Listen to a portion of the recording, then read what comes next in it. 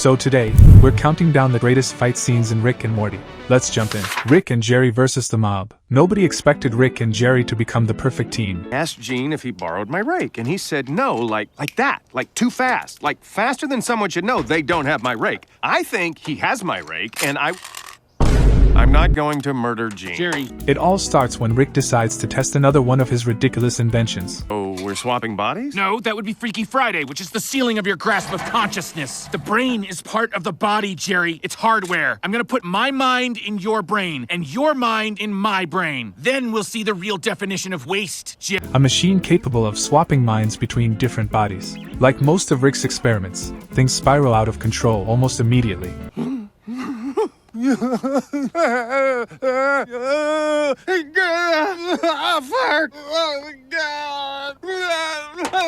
Wait, no!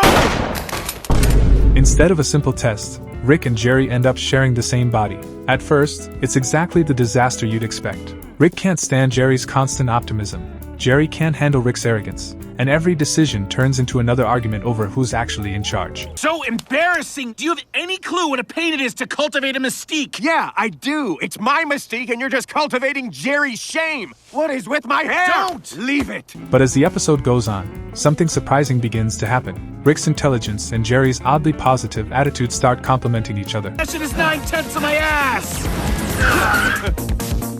Look at this pancake butt. Stop! You're gonna make me fart! Rick comes up with impossible plans, while Jerry somehow makes them work through sheer determination and dumb luck. The more time they spend together, the better they become as a team. It's a partnership that shouldn't work, yet somehow it does. Honestly, it's one of the few times in the series where Rick and Jerry actually seem to understand each other. Of course, in Rick and Morty, moments like that never last very long. Their strange new partnership catches the attention of a dangerous criminal organization, and before they know it, they're cornered with no obvious way out. The gang surrounds them from every direction, weapons drawn, fully expecting an easy victory against what looks like one confused person.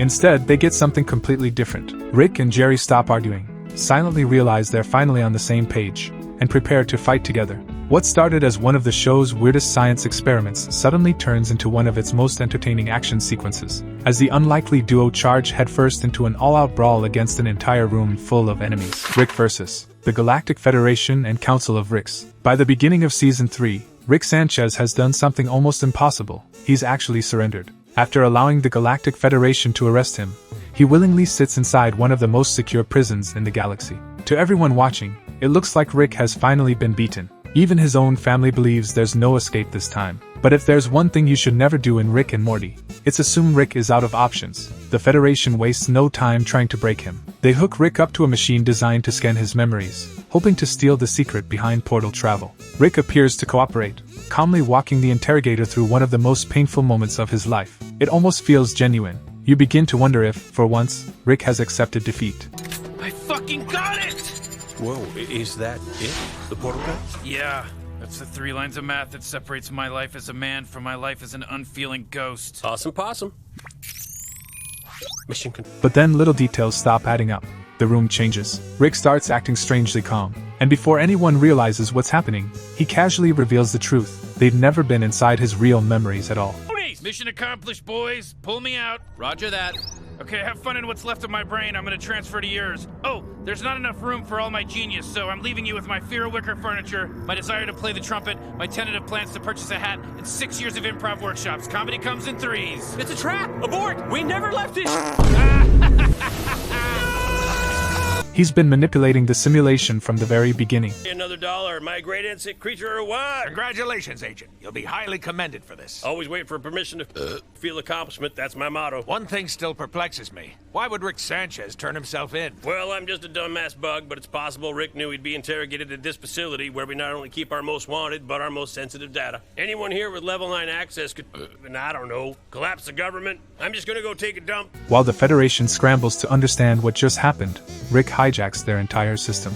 In a matter of minutes, he escapes confinement, rewrites their technology, and throws the prison into complete chaos. Alarms begin blaring throughout the facility, as soldiers rush from every direction, desperately trying to stop one man who's already several steps ahead of them. Every hallway becomes another obstacle, but Rick keeps moving like he planned every second of this long before he was ever captured. The destruction doesn't stop at the prison. Rick's escape sends shockwaves across the galaxy, drawing the attention of both the Galactic Federation and the Council of Ricks. Hey, whoa, what are you doing in here? This area is for teleporting the entire Citadel to somewhere else using only buttons and dials. Yeah, well, it's a bad idea to have it designed that way then, isn't it?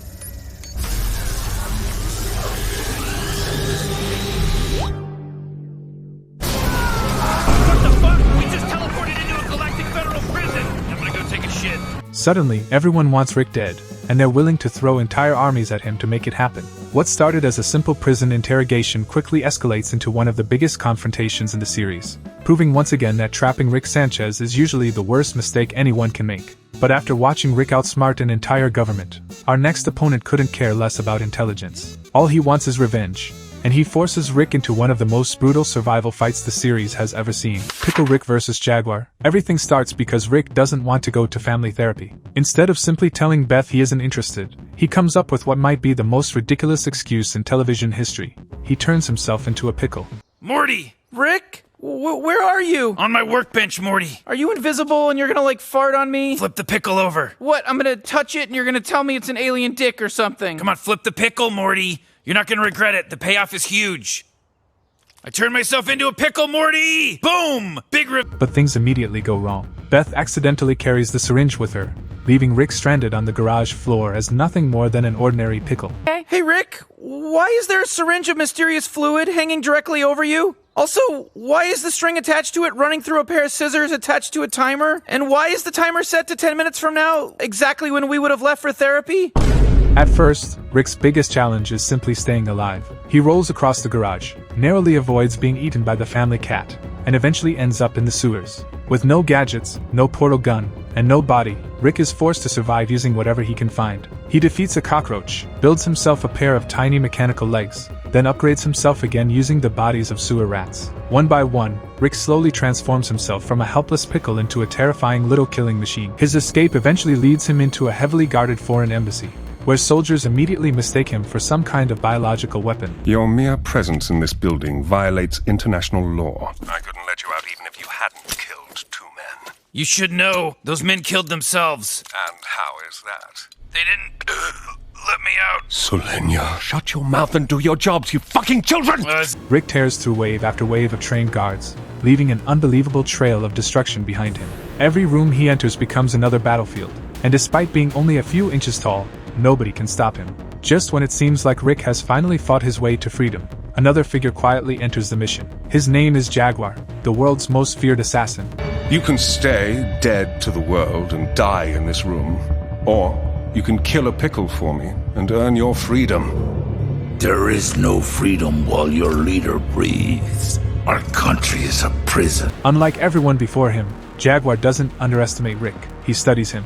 He watches how Rick fights, how he improvises, and how he turns every object around him into a weapon. Jaguar isn't interested in rushing the fight. He's there to complete a mission, and Rick just happens to be standing in the way. With nowhere left to run and 2 of the deadliest survivors in the series finally facing each other, the stage is set for one of the most iconic battles in Rick and Morty.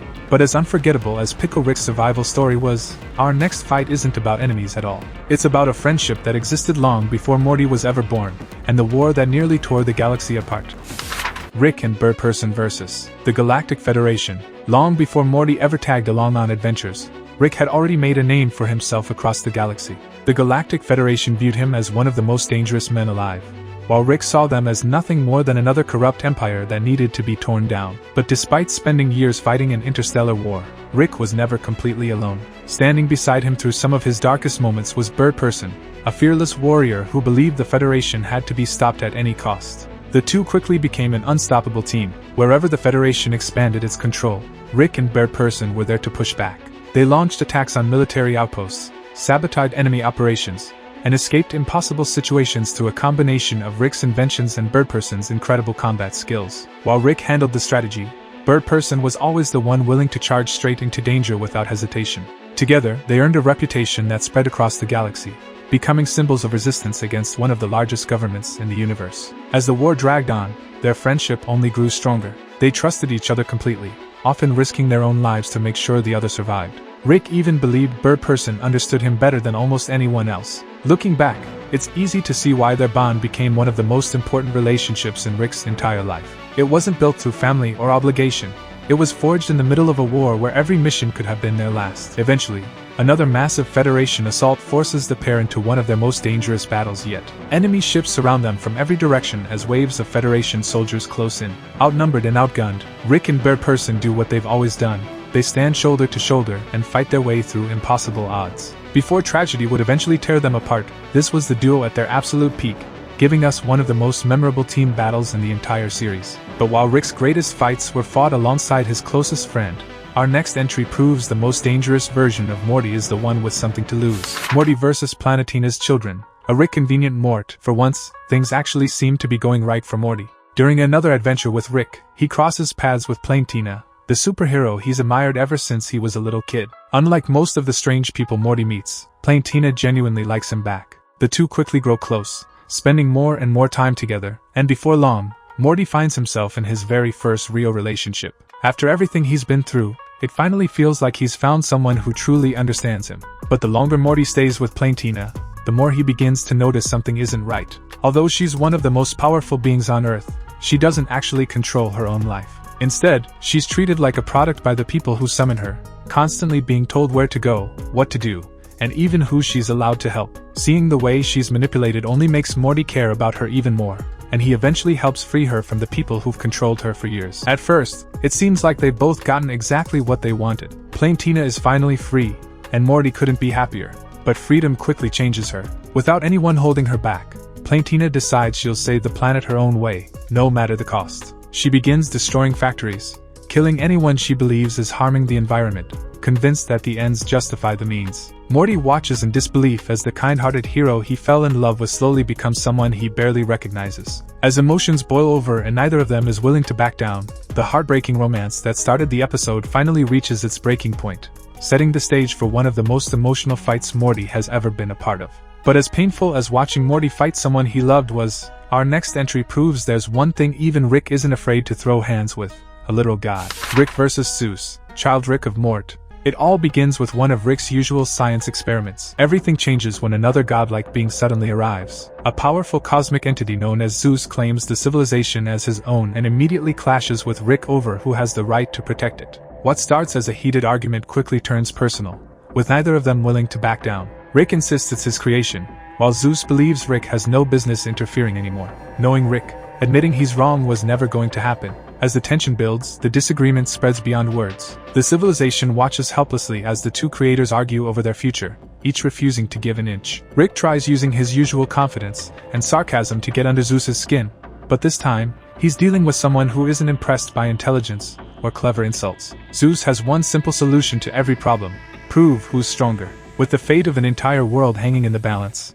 Rick realizes there's only one way to settle the dispute. Instead of reaching for a portal gun or looking for another shortcut, he steps forward and accepts Zeus's challenge head-on. In just a few moments, the debate over creation turns into a brutal showdown between the smartest man in the universe and a literal god. But fighting a god still isn't enough to crack our top 4. Because next, Rick picks a fight with someone just as stubborn as he is, and by the time it's over, half the White House is left in ruins. Rick versus President Curtis, the Richturian Morty. Rick has never been good at working with authority, but there's one person who refuses to let him do whatever he wants: the President of the United States. Over the years, the two have developed one of the funniest rivalries in the entire series. Every time they meet, what starts as a simple disagreement somehow escalates into complete chaos. Neither of them is willing to admit the other is smarter, stronger, or more important, and that's exactly what makes their relationship so entertaining. This time, the tension begins when Rick and Morty return to Earth after another adventure, only to discover that President Curtis has his own plans already in motion. What should have been a routine mission quickly turns into another battle of egos. Rick believes the president is getting in his way, while Curtis is tired of Rick acting like he's above everyone else. Instead of finding common ground, the two spend every conversation throwing insults and trying to outdo each other. As the situation spirals, both sides begin preparing for the inevitable. Rick disappears into his lab, quietly building whatever insane gadgets he thinks he'll need. Meanwhile, the president mobilizes the full resources of the White House, surrounding himself with soldiers, advanced weapons, and every piece of military technology at his disposal. Neither man is interested in backing down. They're simply waiting to see who makes the first move. Eventually, the arguing stops. Rick walks into the White House fully prepared for a confrontation, while President Curtis is more than ready to meet him. Years of rivalry, bruised egos, and endless trash talk finally boil over, setting the stage for one of the funniest and most explosive fights in Rick and Morty, where the fate of the White House becomes little more than collateral damage. It still wasn't Rick's most personal battle, because next, he finally comes face to face with the man he's been hunting for years, the Rick responsible for taking everything from him. Rick vs. Rick Prime. Ever since the series revealed what really happened to Diane, one mystery has hung over Rick's entire journey. Who was the Rick that took everything from him? Years ago, Rick Prime appeared in Rick's garage and offered him the secret of portal travel. When Rick refused, Prime simply walked away. Moments later, a bomb exploded, killing Diane and young Beth in front of Rick's eyes. That single moment changed everything. Instead of living a normal life, Rick devoted himself to one goal: finding the man responsible. The search lasted for years. Rick traveled across countless dimensions, interrogated other Ricks, destroyed entire bases, and followed every lead he could find. But Rick Prime always managed to stay one step ahead. Every time Rick thought he was getting closer, another trail went cold. The hunt slowly consumed his life, turning revenge into the only thing keeping him moving. Even after settling in with Morty's family, Rick never truly stopped looking. Eventually, every clue points Rick toward one final location. Knowing this could be his only chance, he heads there with Morty, prepared for whatever waits on the other side. But Rick Prime isn't hiding anymore. He's been watching Rick's pursuit from the very beginning and knows exactly why he's there. Instead of running, Prime welcomes him with the same confidence that's allowed him to escape for so many years. To him, Rick isn't a threat. He's just another version of himself who never learned to let go. Standing face to face for the first time, years of anger, obsession, and unanswered questions finally come crashing together. There are no more clues to follow, no more portals to chase, and no more places left to hide. Rick has finally found the man he's spent his entire life hunting. And after waiting this long, either of them is about to walk away without a fight. But as satisfying as Rick's revenge was, there was still one battle that changed the entire future of the multiverse. Because at number 1, Rick finally faces the only opponent who can truly match him. Number 1, Rick vs. Evil Morty, Season 9 premiere. Ever since Evil Morty first appeared back in Season 1, he never felt like an ordinary Morty. While every other Morty followed their Rick without asking too many questions, this one was always thinking several moves ahead. Years later, he revealed his true plan, overthrowing the citadel of Ricks and escaping beyond the central finite curve, the invisible wall designed to keep every universe where Rick wasn't the smartest man alive separated from the rest of the multiverse. Instead of chasing power, Evil Morty chose freedom, disappearing into a place where even Rick couldn't predict what would happen next. For a while, Rick believed that chapter of his life was over. He went back to traveling with Morty, taking on new adventures, and trying to leave the past behind. But peace never lasts very long in Rick and Morty. Strange events begin unfolding across the multiverse, forcing Rick to investigate. The deeper he digs, the more obvious it becomes that someone has been quietly pulling the strings from the shadows. And before long, every clue points back to one person Rick hoped he'd never have to deal with again. When Rick finally catches up with Evil Morty, it's immediately clear that this isn't another reunion between old enemies. Evil Morty hasn't returned for revenge or to prove he's smarter. He's following a plan that's much bigger than either of them, one that could completely reshape the future of the multiverse. Rick tries to understand what he's after, but every answer only raises even more questions. The two exchange words, challenge each other's beliefs, and slowly realize that neither of them is willing to compromise. With the fate of countless realities hanging in the balance, the conversation finally reaches its breaking point. Years of manipulation, conflicting ideals, and unfinished business come crashing together as Rick and Evil Morty prepare for the showdown fans had been waiting years to see. The smartest man in the universe, against the Morty who refused to live in his shadow. And just seconds later, one of the greatest fights in Rick and Morty history begins. Those are my picks for the greatest fights in Rick and Morty. Which battle would you have put at number 1? Let me know in the comments. And if you enjoyed the video, don't forget to leave a like and subscribe for more Rick and Morty rankings, breakdowns, and deep dives. Thanks for watching, and I'll see you in the next one. 10. Rick and Jerry vs. the Mob, the Jerrick Trap. And those were the greatest fights in Rick and Morty. From battles fueled by revenge to heartbreaking reunions and multiverse-changing showdowns, each one proved that the best fights aren't just about who wins, they're about the story that leads there. If there's a fight you think deserved a spot on this list, let me know down in the comments. And if you enjoyed the video, don't forget to like, subscribe, and I'll see you in the next one.